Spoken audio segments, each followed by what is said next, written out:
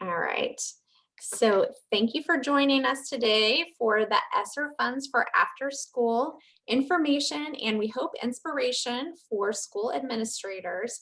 We're so glad all of you are here. I know we have folks who are still going to be filtering in as we go. If you missed anything, we will be recording this. I also want to tell you that we will also be sending you the slide deck, so you don't have to worry about screenshotting everything, even though I always do that anyway. You will get the slide decks and the recording, and we'll also send you out links. Anything that we mention that would be helpful resources, we'll be sending you out those links as well.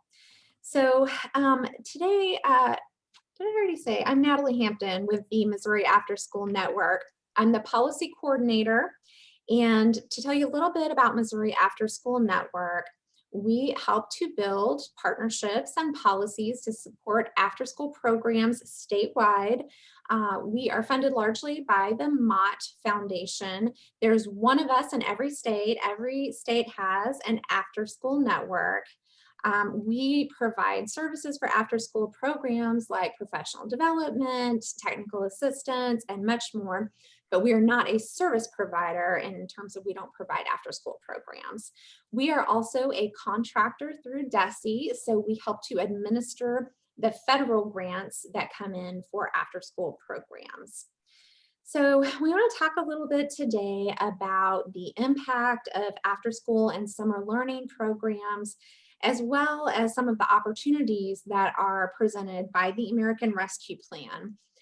There's a lot in the American Rescue Plan, but today we're specifically going to be talking about that 20% set aside for local education agencies that is reserved for COVID learning recovery. All right, and I also want to tell you that we put this together in a very short amount of time. If we had it next week, it would probably be absolutely perfect.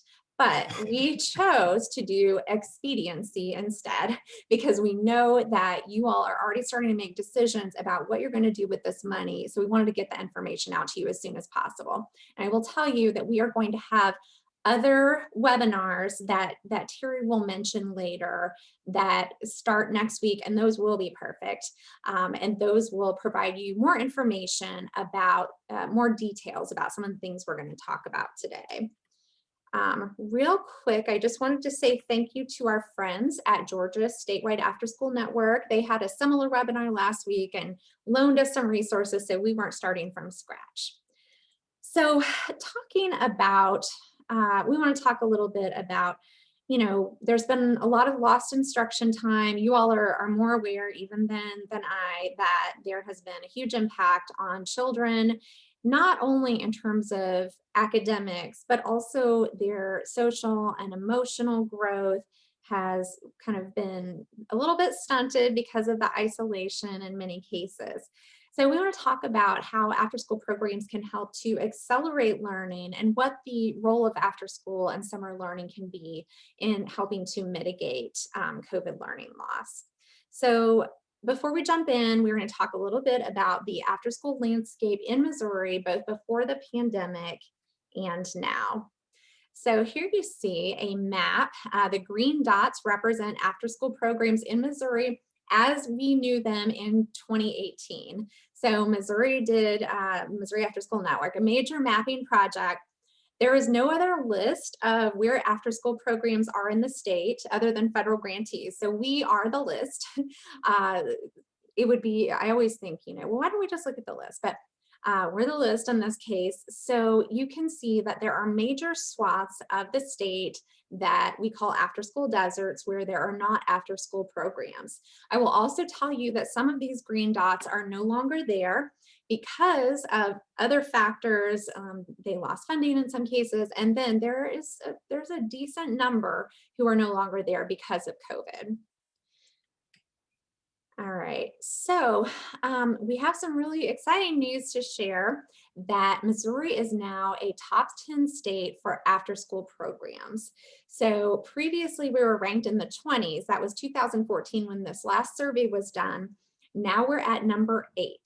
So I'm sorry, I know my cats have chosen now to have a nice chase behind me.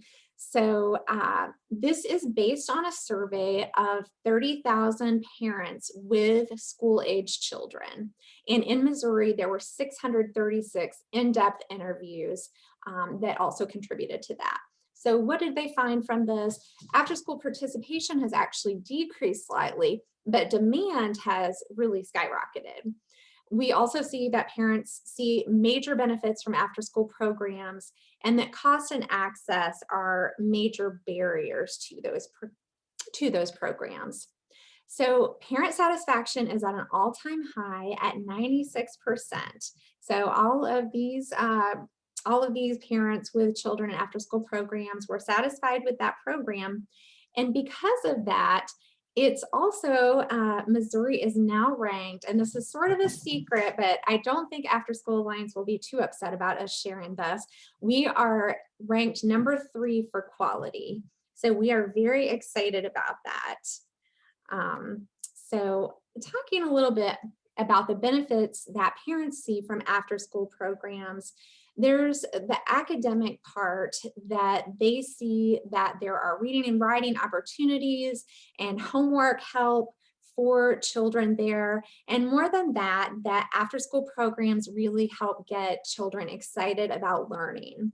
We know that during the school day, teachers and administrators have so much that they have to do that they're not always able to have that time where they can find out what children are excited about and really be able to dig into that. But that's something we see that after school programs have a little bit more time to be able to do that. There are also economic impacts of after school programs. So 82% of parents say that after school programs give them peace of mind. They know where their children are in a safe environment, and employers love this because it helps the parents be more productive at work. We also see there are lifelong impacts from after-school programs. So we see that communication skills and teamwork are improved in after-school programs. And of course, this also is an economic benefit because employers really appreciate that employees, the workforce of tomorrow, are developing these skills. We also see that children are developing positive relationships with adults and with their peers in after-school programs, and these are necessary ingredients for healthy adolescent development. All right. So also wanted to tell you, getting a little bit into the evidence base for after school.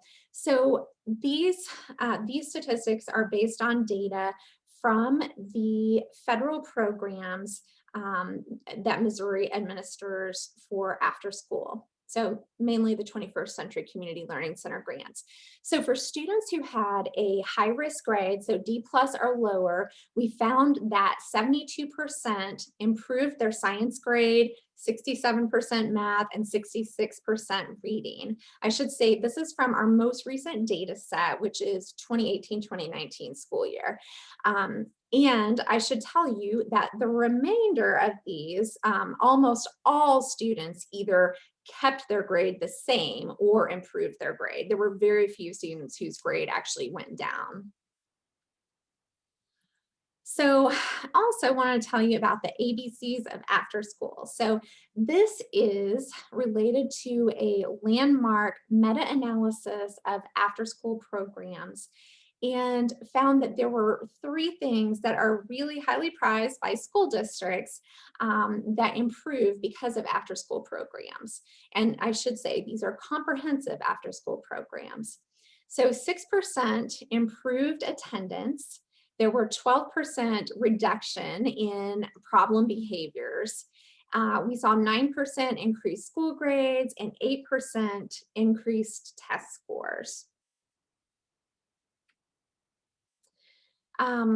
Also digging a little bit more into the evidence base for after school programs, Deborah Van Dahl, who's a revered researcher in after school and also the early child care field, found that children, when children were in a K-5 comprehensive after school program, teachers reported, and this isn't blind, teachers reported higher academic performance, better work habits, and less aggression toward their peers. We also should say that there is a disproportionate number of children who are in after-school programs who have high-risk grades or who have problem behaviors or high risk at home. Also, it predicted a higher grade point average in the 9th grade. So this is K through 5 participation, predicting by the 9th grade a higher GPA. And then we even now have data up to age 26 showing that there were fewer problem behaviors and, for example, less interactions with law enforcement, negative interactions. Next year, we'll probably have up to age 27. We'll find about the impact. So what's happening with the demand for after school? We see that the demand for after school is rising. 31% in 2014, and this is back to the America After 3 p.m. report, and up to 45% in 2020. And I should also mention that this data was collected in February of 2020, so a little bit pre-pandemic, but data they've collected since then points to this being still accurate information in terms of trends that we're seeing. So what does this mean? For every one child in an after-school program in Missouri, there are 3 waiting to get in. So there are 370,000 more children who would be in after-school programs if an affordable option were available to them. We also see that there are 177,000 children who were unsupervised between the hours of 3 and 6 p.m., and that is in Missouri. So what are the barriers to after-school programs? What we see, and I've already mentioned this, but the cost of programs is a major barrier, as is the availability of programs and the transportation. So these are the things that are keeping us from scooping up that extra 370,000 children and getting them into after-school programs. And we see in the American Rescue Plan a real opportunity to help change that. So we want to now introduce you to Cindy Heislin. Cindy is the director of the DESE Extended Learning section, and Cindy is going to talk. She's got just a few slides, but they're very meaty. So I'm going to turn it over to Cindy. Thanks, Cindy. Great, thanks, Natalie. Yeah, so I wanted to talk about the American Rescue Plan, or the ARP, and specifically the LEA set-aside portion of it. Though there are other pots of funds that may come to school districts due to this ARP, we really want to focus today on the funds that will go directly to the LEAs, or the local education agencies. That actually comes up to a total, as you'll see there on your screen, of about $1.76 billion. Then we want to really just zoom in and focus even more on the 20% set aside for COVID learning loss. And you'll see on the screen too that totals $352 million. At the end of the webinar, Natalie will provide you with a link where you can find out how much your district will receive. And I think she'll probably post that in the chat box, but that'll be at the end of the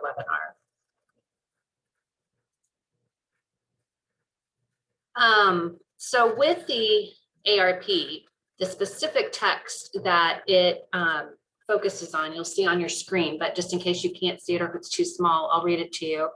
It says, for the 20% set aside, the uses of funds, a local education agency that receives funds under this section shall reserve not less than 20% of such funds to address learning loss through the implementation of evidence-based interventions, such as summer learning or summer enrichment, extended day, comprehensive after-school programs, or extended school year programs, and to ensure that such interventions respond to students' academic, social, and emotional needs and address the disproportionate impact of the coronavirus on the student subgroups described.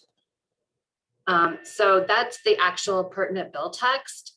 As you can see, this funding is addressing learning loss through evidence-based interventions.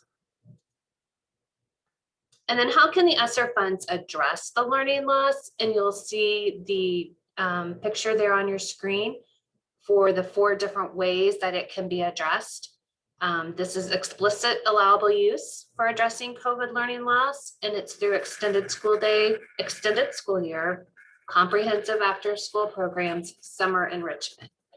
We know you're very familiar with these first two options, the extended school day and extended school year, but we do want to talk a little bit more about what the actual comprehensive after-school program or summer enrichment would look like. All right, thank you so much, Cindy. So Sure. now, I'm glad you're here. Now I am going to turn things over to the Missouri After School Network Director, Terry Folks, to talk more about comprehensive after school and summer enrichment. Terry? Great, thank you. If you want to go to the next slide, after school and summer enrichment can mean many things to many people. We like to say that after school has a foot in both childcare and in education. Kind of depends from the perspective that you're coming from and the type of programming offered. For some parents, the childcare aspect is most important, having that safe place for their child to go and fun recreational summer activities. For other after-school programs, they're intentionally designed to support students' academic success and build on the learning that happens during the school day. Since the 20% set aside that Cindy mentioned is specific to ESSER funds, the use of these funds need to be on comprehensive after school and summer enrichment that are designed to help accelerate that learning process. Those of you who may have been on the SLU Prime webinar yesterday heard Commissioner Van Dieven share that internally they're asking the questions about what do students need? Do they need academic learning? Do they need play, or both? Which was her answer. And the good news is that comprehensive after school and summer enrichment really does do both. It has that academic component, but also in a fun and enriching way. Next slide. So we want to talk about 21st century style after school programming. Within ESSA, so the Every Student Succeeds Act, there's already a blueprint for what comprehensive after school and summer enrichment from the education perspective looks like. As Natalie mentioned, 21st century programming has a strong evidence base, and one of the links that we'll have for you is to a really long document that talks about that evidence base. But Title IV Part B already allows for after school and summer enrichment. It's already defined. And at its basic level, it has three important parts. Go ahead. A comprehensive after school program that's 21st century style has academic enrichment, a broad array of activities, and family engagement. So academic support includes intentionally planned activities that support the student's academic success. They can include high impact tutoring, academic enrichment that complements the school day. Many after school programs call this disguised learning because the activities are very hands-on and fun, and the students don't actually realize that they're reinforcing the concepts that they've already done during the school day. Broad array of activities include career exploration, physical activity, field trips, social emotional learning, many things. And then the family engagement part is really important because it helps to connect the families to the school day and to the after school program and extend that learning into the home environment also. Next slide. So this one you'll need to click a few times. We've got the academic support and the broad array, but just kind of showing how it pulls together. There's lots of different parts to it. That academic support can take the form of intensive tutoring. It can be these intentional activities for groups of students or for the whole group. And when you think about the broad array of activities, there's really so much enrichment that can take place that complements and has that disguised learning built into it. We also want to talk about social emotional learning. I see one of our leadership team members on the call, and I remember a few years ago when we were talking about social and emotional learning and SEL, the thought that we've been doing that for 30 years. Like, that's our bread and butter, is having kids positively interact with one another, paying attention to their skills on teamwork and responsibility and communications. SEL, though, following the pandemic is so much more important in needing that place for the children to be able to connect with the caring adults and to be able to heal from the isolation and trauma that many have experienced. After school programs and summer enrichment programs are the perfect place to build in the social emotional activities, because we want youth to have fun with their after school professionals, but yet those professionals are trained on incorporating social and emotional learning into this wide variety of activities that are taking place, and have the time to build that relationship one-on-one with students individually and in small groups, and has for 30 years been a focus of after school and summer programming already. So what if you already have a program in your district? Well, I'm going to kind of think through that for you. If you have a program that's a little bit more on the childcare side of things, maybe you're the parents in your district, and even the educators in the district have seen it as, yep, that's our safe place. We're helping families. It's not a big stretch to work with that after school program to build it into what would be considered a comprehensive after school program from the ESSER perspective. It's making that intentional connection around education and making sure that time is built into the schedule for those academic supports. Let's say that you already have a comprehensive program. Maybe you're a former 21st Century grantee or have been doing comprehensive after school and summer enrichment. Maybe it might be a matter of adding more sites with these new funds, expanding up to middle and high school. Maybe you have a strong elementary program already, but you can expand into middle and high school.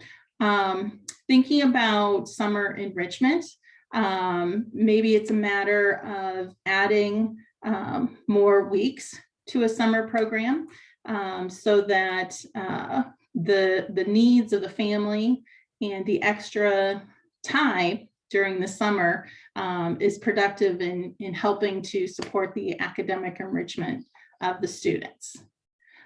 Thinking about, like, kind of, we're going to have different webinars about what the program content looks like, but thinking from, we're getting 20% of our ARP funds are needing to be used for this learning recovery. What would actually the money be spent on? Probably the same stuff that a normal school budget already has. You're just doing it during the after school hours or during the summer hours, but a lot of it is on staff. And whether that's in district staff that are employed by the district, or if it's a matter of contracting with partners, and we'll share some partner ideas in a little bit, but it could be certified staff that are maybe doing some of the academic enrichment. But the wonderful thing about after school and summer programming is that it doesn't necessarily have to be certified staff, that there are youth development professionals out there from a wide variety of backgrounds. There are content professionals from many different fields that have expertise that can be brought into an after-school program. So a big expense associated with after-school and summer enrichment is the staffing, because it takes those people to have those relationships that then result in the academic improvement and the social and emotional connections. Supplies and equipment is a typical expense category. Purchasing curriculum and materials. Transportation is an important thing to consider, and it is an allowable expense. when thinking about an after-school and summer enrichment program. And then also the professional development side, helping to make sure that those staff that are working with the students are tuned in and trained to the best of their abilities. Thinking about partnerships, this is something that you don't necessarily need to do all on your own. That thinking about who could come in to the program, whether it's doing particular lessons or activities. One of the strengths of after school and summer enrichment programs is the community involvement and having that opportunity to bring in different community partners. Next slide. In thinking about administering an after school or summer enrichment program, it's completely allowable within ESSA to work with community partners. So planting the seed that districts, especially those that might be thinking of starting their own, you're not limited to just having your staff and your teachers and your current staff do these programs. It's completely acceptable, and research shows that community partnerships really enhance these programs to work with community organizations such as the Boys and Girls Clubs or the YMCAs and 4-H is all throughout the state. So there's a lot of flexibility when thinking about summer after school programs and summer enrichment programs. And you're going to hear some examples and be able to think in terms of what's appropriate for your community and for your district. So I think I am going to turn it over to Mark Hauser, our Assistant Director of Policy and Partnerships, who is going to facilitate our panel. Thanks, Terry. And again, welcome everyone. Glad that you're with us. And prior to coming to the network, I was grateful to be a program director of a 21st century program in Hollister called Tiger Academy. So it's very exciting to see all of these folks on this information session to get more information about the value of after school and how these funds can be used. We're really excited to have a panel of guests. I do want to give one note, and that is I just got a message from Dr. Richie Leaker, who is the high school principal at Kennett, and he has gotten caught up in an admin meeting. That's not something you guys are familiar with, right? And Richie's also going to be the new assistant superintendent at Kennett Schools. I'm hoping he is able to jump in with us because his program, his 21st century program in Kennett is unique because they are particularly focused on middle school and high school. And I know there's been some questions, I think, about the role of after school in that space. And so we can address that as well. We're really glad today to have Mr. Matt Davis, Superintendent of Eldon. They have a program called Eldon Leap, and we're glad to have Matt with us. We also have David Toney with us. And David is a retired school administrator from the Perryville School District. And David is also unique in the sense that he has been working with us in the after-school space as an after-school regional educator in the southeast part of the state for over 5 years. And so he's taking his experience in the school day and he's now applying that by helping after-school programs and coaching them and guiding them in the process. So we're really glad to have David with us today. And so, Matt, I'm going to start questioning with you first. And I think the first thing I would like for you, if you would please, to answer is, what do you see as the value of after school in your district there in Eldon? Right. So thanks for having me. We've had our after school program for several years, and just our academic improvement performance has been improving. As they were listing, Natalie, all the benefits of an after school program, I was nodding my head, from the social, emotional, for helping with our parents, for increased attendance, for better academic performance, all those things we have seen within our district. And when we talk about what has benefited our school, it's each one of those categories that's helped not only our school, but also our community get better. So basically we mirror that national data that you had of the benefits of an after school program. That was awesome. And I'll turn to David for this next question. And so, and then Matt, if you want to jump in, you can feel free to answer after David, but I'll ask him first. So David, as a retired school administrator, and I know that the work that we're doing in regards to career awareness and post-secondary access and entrepreneurship is very interesting to you because of your work in the CTE space in the past. But what advice would you give a school district that is considering using these ESSER 20% set aside funds for summer learning or comprehensive after school? I guess my short answer, Mark, would be do it and use that model, because the 21st century model, I think, would fit not only for school districts, but CBOs, community-based organizations as well. Having experienced grant writing and having observed these programs in action, I see some real parallels. I think that the 21st century community is a professional learning community, just as those school districts and other organizations are professional learning communities.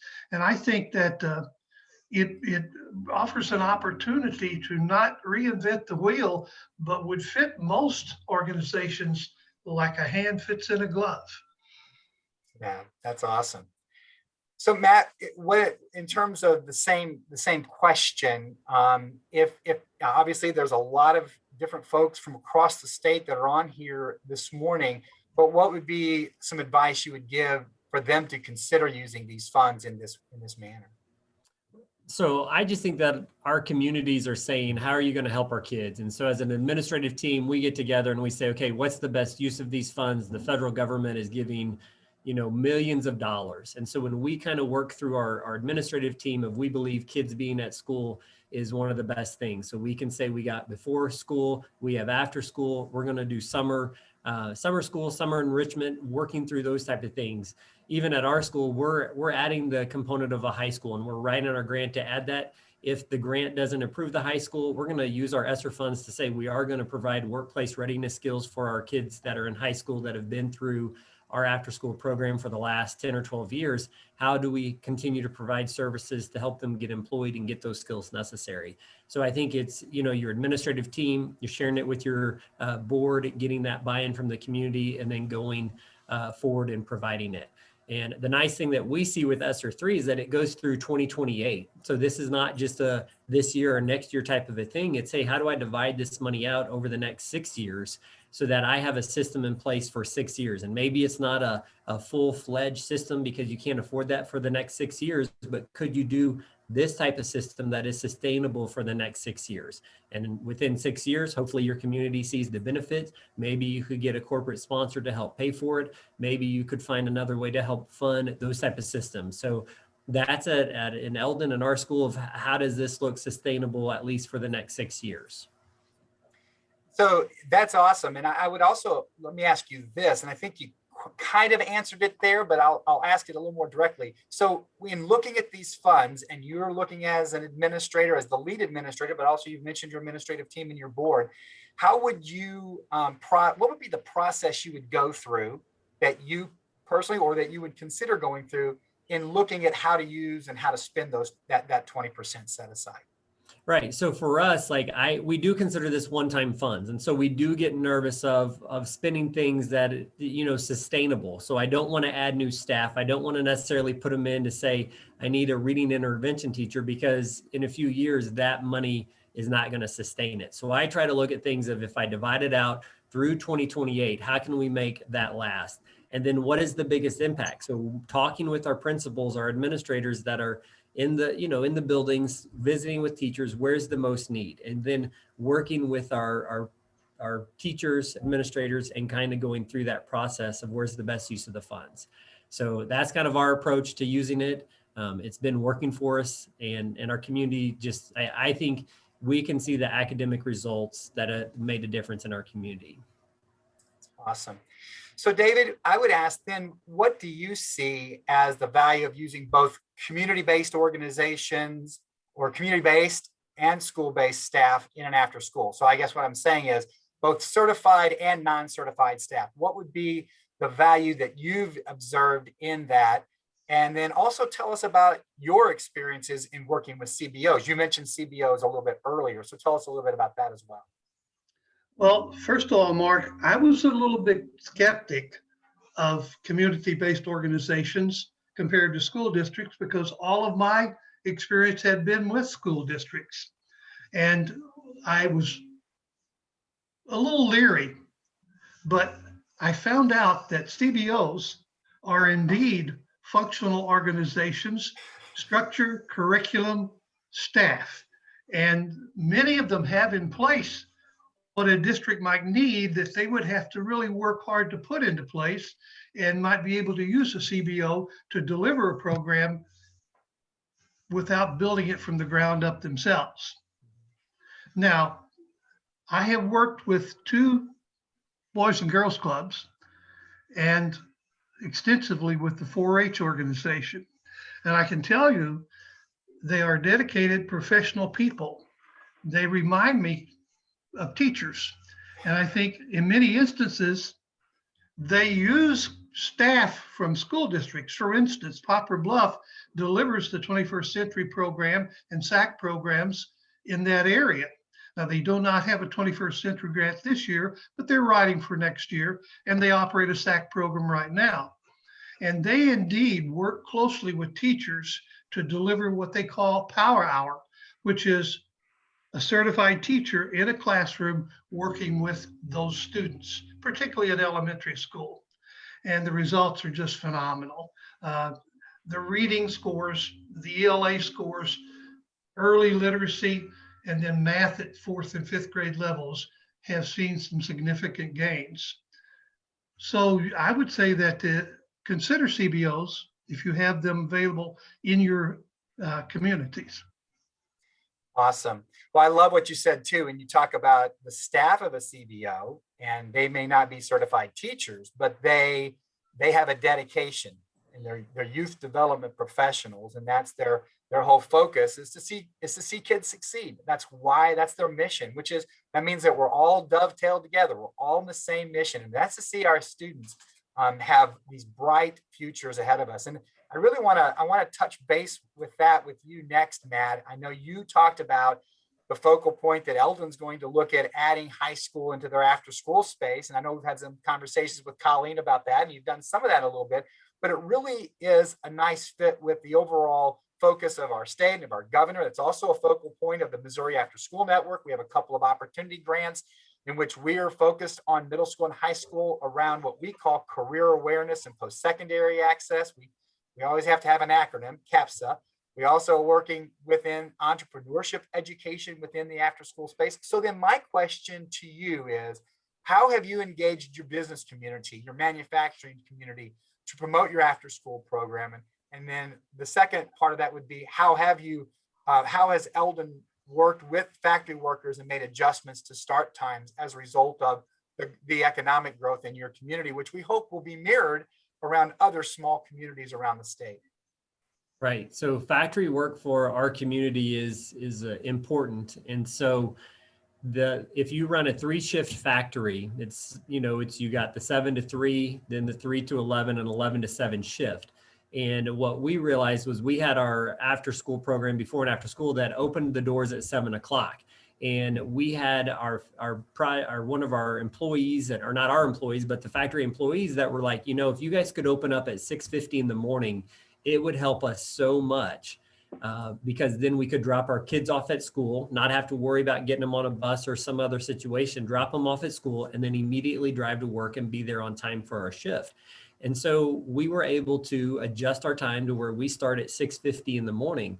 And we have about 50 kids that get dropped off at our school at 6:50 in the morning, which I just think is an awesome opportunity for the business to where they're not worried about their employees. Their kids are not home without somebody there to supervise them. And so that segue has just been fantastic. So I every quarter or so, I go out to lunch with the plant manager at both of our local factories in town, and we talk about workforce development, what our school is doing, and how do we connect them to our students so that they can get employed after high school. And what we realized is we have a lot of our students in our after school program that have been with us. And then when we'd get to high school, we really didn't have a system in place for an after school system for them. And so they'd get their core academics, they'd be in their career center getting those things, but sometimes they need just a little extra support. And so that is where Colleen, who's our after school director, she's really working on how do we get them some more job exposure, some more employment opportunities. And some things, I know it sounds crazy, like we were doing senior surveys and some of our kids didn't have a driver's license. And so we graduate 130, 140 kids every year. And when we do a senior survey, if 25 of our kids don't have a driver's license, that really inhibits them from getting a job. So we talked about maybe some of our part of our after school program would be getting them to at least getting a driver's license. And I know that sounds simple and basic, but those are basic employability skills that we need to help some of our kids get. And so that's where I look at this program, that our top kids are doing great. We got some of our career center kids that are definitely getting employed, but we kind of have that missing middle of kids really don't know what they want to do. And we're really trying to say, is our after school program, is that going to be our next thing? So then our businesses have said, we'll help you guys. We'll get those kids employed. We'll start them out if they've kind of gone through these programs, if they've met these opportunities. And so that's where we've done the ask with the business is, will you take on and employ these kids after they've been through this process? So we're excited about that opportunity and just to see. And we haven't started that with our after school. It's coming for next year. So I don't, that's our vision, is that it's going to be amazing. And I know with Colleen, I'm sure it will be, but that's kind of where we're at right now. Well, and Matt, you're right in alignment with where Missouri is as a state. We've been told, we've not seen the data yet, but we've been told that Missouri is one of the top, if not the top state in the country in engaging high school students in the after school space. We're seeing a lot of growth in this, and that really is in this particular area, because we feel like if we're going to have an engaged and ready workforce, then it begins a lot earlier, and it really begins, and it's really in a really sweet spot when we have mentors in the after school space. We have positive adults building in, and especially in underserved populations, when students can start to lose those dreams as they get older, to have that adult in their life that's saying, you can do this, you have an opportunity, and we're going to help you. And I love what you just said about, especially on that driver's license side, which I would also say this. You might be sitting there, if you're sitting there going, well, these are funds for COVID learning loss. How does that fit into that?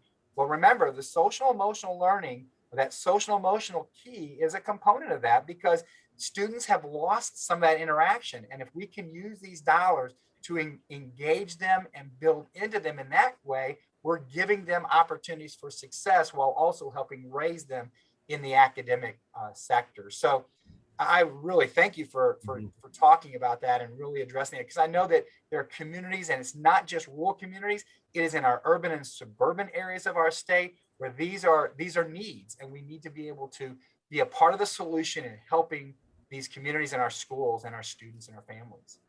Yeah, and one thing I didn't mention also with the factory, we really implemented a robotics, or not in our factories, but within our after school program is our robotics. And we actually have the employees from our local factories of saying, these are real skills you're going to use at the factory. And they're getting to be the teachers within our classrooms or the sponsors of our robotics team. And that's been exciting also to see the parents coming in and helping with that program. And again, it was that need was identified by the employer saying, we need more kids, more workers trained in robotics type work. So that's been exciting. And that also is, thank you for mentioning that. That also is a real key focal point of our network with the work of STEM and STEAM. We have a grant and looking at helping students be able to see the possibilities and help raise their efficacy in the areas of science and technology, engineering, math. And so we're really grateful for this opportunity this morning. It doesn't look like Richie's going to get to join us yet. He may pop on here in a minute. If he does, I've got a question specifically for him because not only is he a principal and getting ready to be an assistant superintendent, he's also he took on the leadership of their program. And so he's a first year program administrator for the 21st Century Program. And I had a conversation with him when we were talking about this. He goes, man, there's so much good stuff, but boy, there's a lot. Yeah, is this Jim? So Okay, David, if you have anything else that you'd like to add to our discussion at this point, before I turn it back over to Natalie, we may also have some questions in the chat box that we can also address. Terry, you may be able to do that, or even Cindy. But David, anything else that you would like to add? I will say, Mark, that Richie Leaker, Dr. Leaker, and Kennett did his thesis on after school impact. Kennett has had the grant now for probably 3 or 4 cycles, and he's been able to track that longitudinally over time and had some very interesting results from that. I wish he was here to share, but they do have a unique perspective because their programs are only middle and high school, and they do some remarkably creative things for students in those programs. I would hope he could eventually access this group and explain those. Well, we will work on a follow-up. And now that you've told us that that was his dissertation, he's now on the radar. No, that's great. I love it. See, we learn things all the time in these situations. Well, Mr. Davis, Matt, thank you so much for taking the time. I know, golly, there's so much happening in the school day, and with all administrators. So many of you on this call have taken time away from your day to get this information. So we're very grateful. And so thank you for sharing. David, thank you for your insight and for your years of experience that we're continuing to get to draw from, and we're grateful for that. Hopefully, if Richie does get on here before we end this, we can ask him a question. He can share a little bit. But I'm going to go ahead and turn it back over to Natalie as we finish up our information session today. Thank you, Mark. And I need to share my screen again, but I forgot to say at the outset that if you have any questions, I know you do, please put them in the chat box, not just questions for the panel, but beyond that. And we are likely going to have some questions that we can't answer today, but we need to know what your questions are so that we can get the information and then be able to share that with you when we follow up. So I am going to go ahead and turn things back over to Terry. Great, thank you, Natalie. And I just want to also thank Matt and David for sharing your experiences in this area. And thinking about one of the things that David mentioned about grant writing, there is a 21st century grant competition. We typically have 3 cohorts operating in the state. This opportunity with your local funds, this 20% set aside, you do not need to write a grant for this. You can use these dollars without writing a grant. They can be, we're talking today about what is done with the 21st century and the grant programs as a way of illustrating completely, totally, no questions asked, allowable type uses, because these are already, the 21st century program is already in ESSA. It's already well defined. There's the academic support, the broad array of activities, the family involvement, and does have the research base to support that. So we're kind of showing you and talking about examples of kind of the major duh. Like, of course you can use your funds for this because it's in ESSA. So we're just trying to paint that picture and thinking about then what Matt said about the like their connection and focusing on the needs of those high school students. When you think about the broad array of activities, whether that's service learning or life skills or college and readiness or STEM, a program doesn't have to have one particular focus, but sometimes programs do have one particular focus. So it could be a heavy emphasis on STEM. There's that academic support and tying in and helping with the learning recovery, but maybe there's also a big push on STEM because your district is already doing a big push on STEM. Maybe it is the social and emotional learning. There's a lot of districts that are really getting involved in the state level social and emotional learning frameworks. And so that can be an important component of the after school program and tie in. The nice thing about this 20%, is it is different from a 21st century grant, that you're not going to be asked to do the same type of federal reporting that would go to the feds as it's tied to the specific 21st century funding source. That this is your district choosing to use your funds, this 20% set aside, for something that's 21st century-ish. It looks kind of like that because we know that that's allowable. And again, that's not to say that's the only way that you can do 21st century-ish, or that 21st century like program is right for your district. We're just showing you and trying to explain something we know is like definitely allowed because it's already in ESSA, and already these funds are already used for comprehensive after school and summer enrichment in this way. So we're just trying to help paint that picture. Along those lines, though, we do want to share some resources and invite you to reach out to the Missouri After School Network. We want you to know you're not alone in this. Even though you may not be actually applying for a 21st century grant, and you may not be required to talk to us and to let us help you, we are here to help you. And that can be in the form of advice and conversation. It could be maybe in connecting you with a program that's doing something like what you're interested in proposing. It could be actually having a formal technical assistance agreement where we do the coaching and support that we would potentially do with 21st centuries. Could be just attending professional development opportunities for the staff that are working in the after school programs. Or it could be any place in between. We do coaching and data collection and evaluation work with the 21st century grantees. So if your particular school board were to say, hey, like we'd like for you to have blah, blah, blah type of data on your program, we could help you with that. If there's a business partner that you're trying to reach out to, thinking 5 years from now on the sustainability side, and they say, could you put together some information on, we're here to help with that. Immediately, it's probably that advice in talking through what you're thinking and how you're planning to move forward.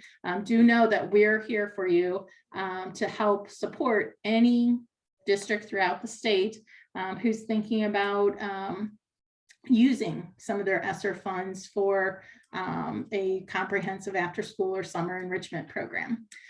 We have two specific supports coming up that if you're thinking about starting a new after school or summer enrichment program, the American Institutes for Research, AIR, has developed a toolkit called the Beyond the Bell Toolkit, and our team members do a training about that toolkit. So next week, again, smushing this all together because there's decisions being made right now.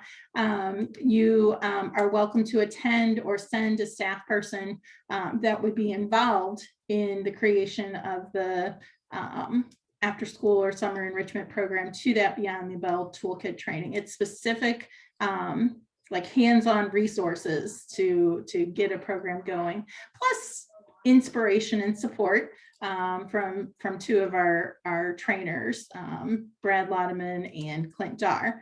The other opportunity, we're going to have recorded webinars on different topics. And sorry, Natalie, I skipped too far. We'll go back to the, I apologize. Webinars were on my mind. In addition to the Beyond the Bell Toolkit training, we're going to do 3 additional recorded webinars that have voices from the field. Like we had Matt Davis and David Toney with us today. We're going to have other program directors and program administrators on these recorded webinars talking about what the actual programming might look like, so what a schedule might look like and how they incorporate the academic support into their schedule. Another webinar on the business side of after school. So kind of from that HR perspective on how, what advice they have on staffing after school and kind of the spending plan and some of those management sides. And then we're going to have a webinar that's specific to middle school and high school that for those that might be thinking about middle school and high school, it does look different than an elementary program. Middle school and high schoolers, they vote with their feet. You know what they're thinking because they have other opportunities. Whereas an elementary school program, a parent signs them up and the parent is much more likely to have them in attendance. Whereas middle school, it's really, I mean, the relationships are important at every age, but so important at those older ages to get them to want to come. Okay, so back up one slide, Natalie. I'm sorry for going out of order. So the next one is who should be involved in your next steps. Typically a team that's writing the grant application. And so in your case, choosing to use your own funding might include the superintendent, the principals.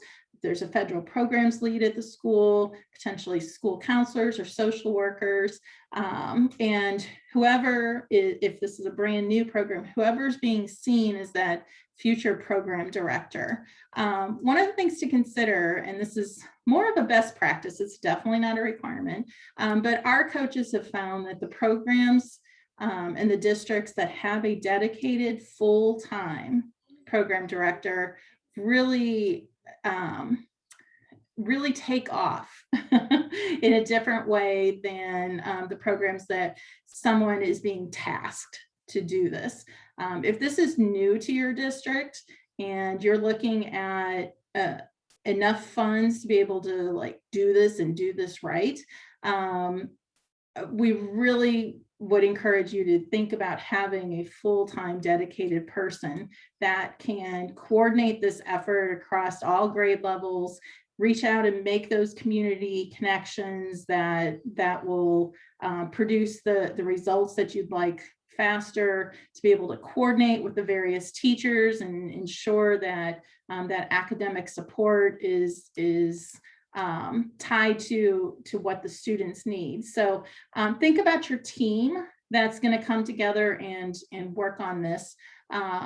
If you already have a program and thinking about, again, having that foot in childcare and having that foot in education, I think every after-school program out there that may have been a little bit more on the childcare side of things has the capacity to meet the academic side of the ESSER funding and be able to make those connections with the school day staff and with the school counselors and the different grade level curriculum coordinators to be able to meet the definition of comprehensive after school and really be able to support the students that are in the district that are in those programs. So connections, relationships, they're so important. A few resources specifically out there on our national organizations. The After School Alliance, National Summer Learning Association, and National After School Association all have robust websites with many resources on them. So those are three to go to. And then when you receive the slide deck, we have these links that we specifically would suggest that you go to because they are specific to this ESSER opportunity and have really good information there. So with that, I believe that is the end of our presentation. If it's okay, hey Terry, Dr. Leaker just got here. So yeah, and I know that some folks may have to leave, but I wanted to just recognize that he made it in after that admin meeting. Sorry, and guys. Rich, and no, it's okay. And Richie, we found out that we're going to have to tap into some more of your resources because David Tony spilled the beans about your dissertation about Oh. after school. So we're going to have to get some info from you. Hey, it's open for a fee for sure. No, seriously, I would love to talk with you about it. I did a 5-year study on it, and it proves, guys, it proves that if kids will regularly attend your program, they're going to have better course grades, and that they're going to have a better attendance rate during your regular school compared to students that don't regularly attend. I mean, it's clear as day. Well, thank you so much for popping in. We appreciate that. I'm glad you came in. I would say this real quick before. I had one specific question for you, Richie, and you're getting ready to be an assistant superintendent, you've been a principal, so you've got that administrative background, but then you took on the role of being the director of your 21st century after school program for middle and high school students. What would be a piece of advice if there's someone on here considering after school in their school? What would be a piece of advice that you would give to someone who's looking at starting it and beginning that process from a first year director perspective? Great question. Just a couple questions I got from you there. First thing is know that the 21st century program works. If you can get students bought in at the high school level, I've been a high school principal for the last 11 years. If you can get those students bought in to attend your 21st century program, they're going to be attached to the school. What I tell my kids here at the high school is I want you to come to school, do your work, and get involved. And 21st century is a great way to get students involved in your school. They feel like they're a part of something at school, whereas they may not be the best football or basketball player or soccer. They can be a part of our tutoring program. So it's going to work. It's going to get their family involved as well. The second part is transitioning from a site director to a program coordinator is the biggest challenge for me. And what I would recommend is to be as active as you can. Be a part of the after school network. Be a part of find out your key players in DESE. Find out your key players with your food program, because for our program every day we serve supper. So you've got to be very knowledgeable about who is in charge of your program. Terry Folks, who is she?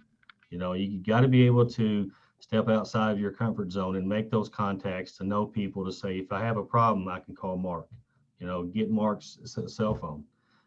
So you've got to be a good person that can do that. And that was a challenge for me this year, is to say, for the last 9 years, I ran my high school program, but I didn't do as good a job as I could this year, or in those 9 years, to say, okay, I can run this program, but who are some of the key players, and to be a part of that. It's not that I wasn't asked. I just had I was busy doing other things. And so take the time to build that network. That's going to really, really help you out. Oh, that's awesome. I am so glad that you were able to be here, and just that little bit of information, and that was prime for us to hear, but also it just gives a great perspective on the value. And I know there were folks on here that were really wondering about how middle school and high school fits into that. So I'm really thankful that you were able to address that. I know we have some other program directors. I see Samantha Majors on my screen. Their program at Van Buren, their high school program, is doing some amazing work. And we have other programs around the state. And so thank you. Thanks, Richie, for hopping on, and sure appreciate that. Sure thing. Last thing I'll say is the biggest asset I had was David and Connie Tony. They're people that I've built a relationship with if I had any questions. So you're, whenever you see your those regional educators that you have, if you're assigned one, they're going to be the ones that are going to really connect you with those people. So thanks, David, and thanks, Connie. All right. Thank you so much, Dr. Leaker, and to all our panelists and to all our attendees. I'm sorry we've run a little bit over, but I did want to say that we will stay on as long as anyone here wants to stay on, and we will answer as many questions as we can. If we don't have the answer, like I said, put your question in the chat box and we will get back to as many of you as we can. Also, if you didn't register for the webinar and maybe you just got the link to where you didn't have to put in your name and email address, make sure you put your email in the chat, because that's how we'll be communicating with you based on the email that you signed up with and the registration, so that we can send you things. Brad put in the links for the Beyond the Bell training next week, and Terry and I both have put in a link for so you can find out how much your school is getting. So I think that, Terry, have you been scanning to see if there are any questions we might be able to answer that are in the chat box now? I think that I've read them all and tried to answer most of them in writing. But I think the one that's the most important to maybe say to the whole group is that these funds can be used for any of those learning recovery type things that they call out the four. So extended day, so more hours to the day; extended year, more days to the year; comprehensive after school; and summer enrichment. But it could be one of those, it could be all four of those.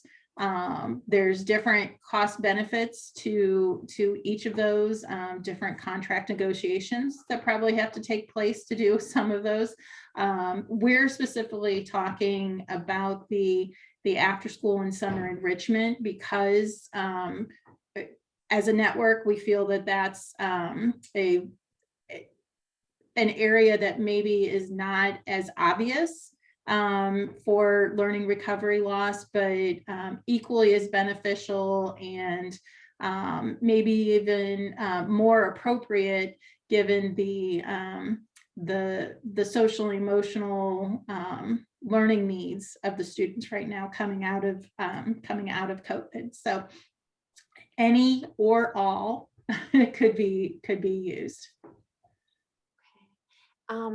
Thanks, Terry. And I see that Lisa Greening is asking, when do the schools receive the funds? I think there's something like a 60-day that the time is ticking on that.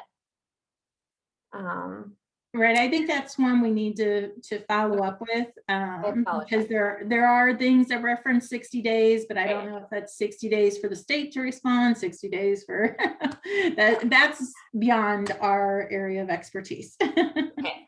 Okay, and we did put in the link for how to find out how much your school is getting. Lisa, I see that. All right, and if anyone is on who wants to unmute yourself and ask a question, you are also welcome to do so.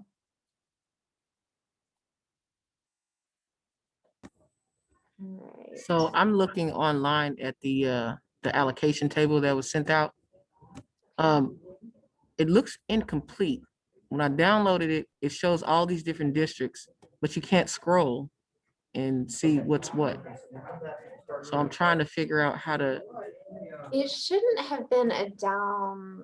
Yeah, I don't know which one though, okay? Yeah, on the table at the bottom, you can download it. You see more information when you hit download than you do at the initial screen. Okay, so when you were on the initial screen, were you able to see your school there? Okay, Max? No. Okay, so there's a box at the top, and I mean, Okay, district search, I see it. yeah, and there's also the states, so you need to put Missouri in. Okay. You can stay there and do what you're doing. Can I put Mo or just? Let's see. I'm going to, okay.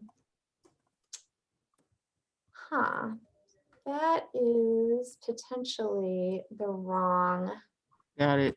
I see it. It changes the state when you put it in there. So the shape just changed, so I can look at it that way. Okay. Oh, good. Okay. Yeah. It is, and in scrolling it down, it'll start with the largest school district and then go all the way to the smallest there. Right. And then the 20% set aside on that graph is the far right. When you hit ESSER 3 at the top, and it'll show you what the district's getting in overall funds, and then the far right will be the 20% set aside. So would I be included in the Kansas City, Missouri school district? Since we're a charter school? That would be a question you probably would need to talk to your charter administrator about. Okay. Yeah, I just want to show, let me go back here. I'm going to share my screen so everybody, if you're having trouble, because I think that I put in a link that wasn't the best one. So you can get there from here. So if you put that link in and you get to this screen, then you can click at the top on ESSER ESSER 3. 3. Mhm. And then you'll have where you can put Missouri in. I'm just for other folks who are on, I just want to make sure that you can see those. And then here you can search for your district. So I thought that I had seen some charter schools on here. But I might be wrong. Okay. All right. Any other questions?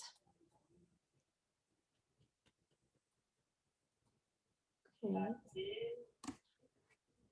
Well, you'll have our email address and everything, so you can reach out to us and ask more questions that are on your mind.